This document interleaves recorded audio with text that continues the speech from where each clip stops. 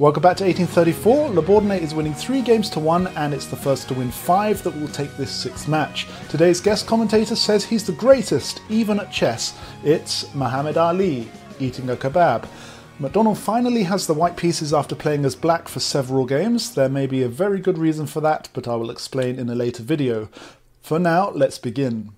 McDonnell opens with e4, we have c5 and now f4, so we are once more into McDonnell's pet opening, these days known as the Sicilian McDonnell Attack, so some of the following moves may be familiar to you from previous games. Knight to c6, we have c3 and then e6, knight to f3 and Le Bourdonnais plays d5 into the centre. McDonnell could capture here, but instead he pushes straight past to e5. Maybe knight on g to e7 would be a good continuation, but instead Le Bourdonnais plays f6. Now either F stands for forget about it, hasn't been invented yet, or he just doesn't care. d4 here could be good, but McDonnell wants to get his bishop all the way across here to c2, so he goes bishop to d3 first. Knight out to h6, and now bishop back to c2 as planned. Queen to b6 now, and this is threatening to strike into the g1 square, but McDonnell doesn't care, he just castles straight into it. We have bishop to d7 continuing to develop.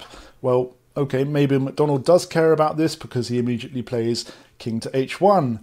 Muhammad Ali approves of a king who is light on his feet, and now we have bishop to e7, clearing both sides for castling. McDonnell plays into the centre with d4, and a reasonable move for Le Bourdonnais would be to capture with the pawn here, but he doesn't do this. Instead, he moves his f-pawn a second time. Mr. Ali doesn't like this very much. He says you've got to protect your king at all costs. But regardless, the game continues with both players pushing pawns on the wings. And h3 here. You'll notice that the knight here is blocking h5, so Le Bourdonnais moves it out of the way. Note that there have been no captures yet. Both players seem to want to just push their pawns, and McDonnell continues in that vein. b3, h5 now that the knight's out of the way, and though the move order was different, they've now reached the same position as we last saw in match 5, game number 12. Last time McDonnell played bishop to e3, Le Bourdonnais played rook to c8 and went on to win the game and the entire 5th match after 53 moves. This time McDonnell tries something different. He plays rook to e1 and Le Bourdonnais continues pushing pawns. Mr. Ali says that still neither player has captured anything yet. It's a dance, a game of cat and mouse. McDonnell plays bishop to e3. Knight to h6 now, coming in behind the h-pawn, and we have knight on b to d2, finally developing the second knight. Still no captures here, but Le Bourdonnais blinks first and captures the d4 pawn. Maybe the knight capturing here would be interesting. There's all sorts of combinations going on, but McDonnell chooses to use the pawn instead.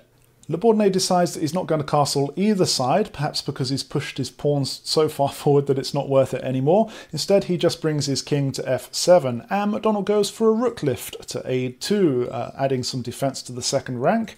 Le Bourdonnais brings his rook across to the open file here, eyeing up the bishop, so McDonnell is probably quite glad that he added this defender, as it allows him to bring the queen up to e2 off of the back rank. King to g7 now, and perhaps a nice move for McDonnell would be bishop to d3, just to improve the position of his bishop. But he doesn't go for this. Instead, he goes for the outpost with his knight, and Le Bourdonnais brings his back to f7. There are now 2 attackers on this white knight, but McDonnell bypasses that just by capturing the black knight straight away. And the king recaptures, and the queen goes to f2. Le Bourdonnais doesn't like that this is lining up against his king. Once the pawns start getting exchanged, it could be a problem, so he moves it aside back to g7.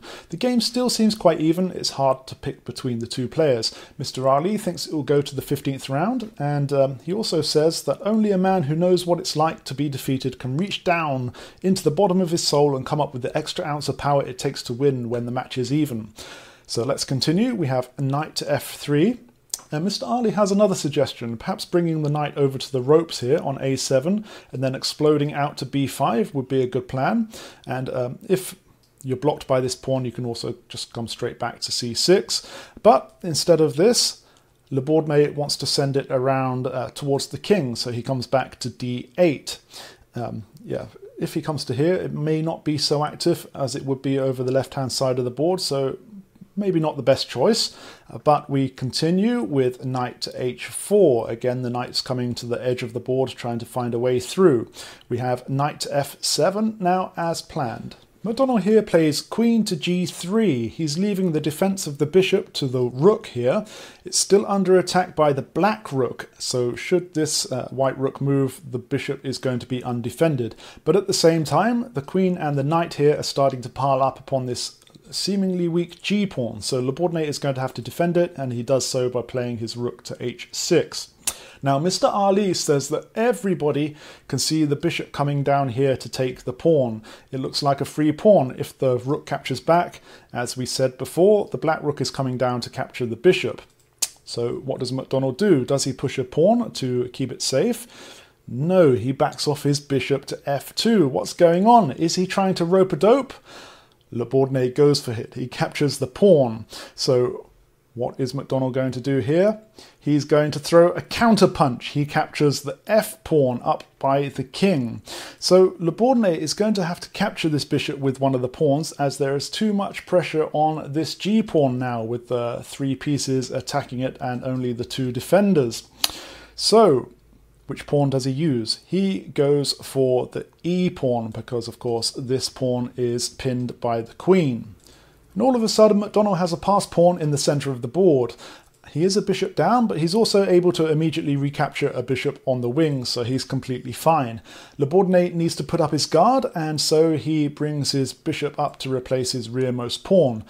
McDonnell doubles up with his rooks against the weak pawn on the wing here, and Le Bourdonnais doesn't really do anything to defend this. He brings his queen forward to b4, and rook just comes forward here to threaten the queen. Of course, it can't capture the pawn because it's protected by the white queen. Instead, he just offers an exchange here. McDonnell doesn't have to accept. He can just capture the pawn and get another free pawn, but instead he decides to go for an exchange of blows, and the queens come off the board. McDonnell now picks up the wing pawn. He's left his white pawn here on b3 undefended. If he'd have captured the wing pawn a little bit earlier, he wouldn't have needed to lose this one, but I guess that's just the way McDonnell rolls. Le Bourdonnais captures, and the knight comes to f3. Le Bourdonnais has a very rubbish rook here stuck behind all the pawns on the wing. He needs to get it out and into the game, really. One way to do this would be to push the pawn and come out this way, but instead of doing this, he decides to go around the king. McDonnell is happy to offer the exchange here because he is winning. He wants to secure his victory and get pieces off the table. But Le Bourdonnais plays rook to c8, and, well, what's this doing? Not very much. McDonnell captures it, and the bishop recaptures, and it's a bit unfortunate that this pawn is here blocking the bishop's progress. McDonnell brings his rook across to c1 to threaten the bishop, and here you can see how useless this bishop really is. It's no better than a pawn, really, and it resumes its position on e6 as such, whilst the rook infiltrates the position, pinning the knight. Le Bourdonnais brings his rook back to try to help the defence, but McDonnell leaps in with his knight to the outpost, threatening both the black knight and the black bishop. The knight can't capture here because, of course, it's still pinned, so the king backs off to f8, and McDonnell captures the bishop. The rook captures back, and McDonnell picks up the black pawn. Le Bourdonnais brings his knight up to attack the rook, and here the rook could just come down to b5 and easily pick up this pawn. There's nothing to stop it, but instead McDonnell decides to pin the knight.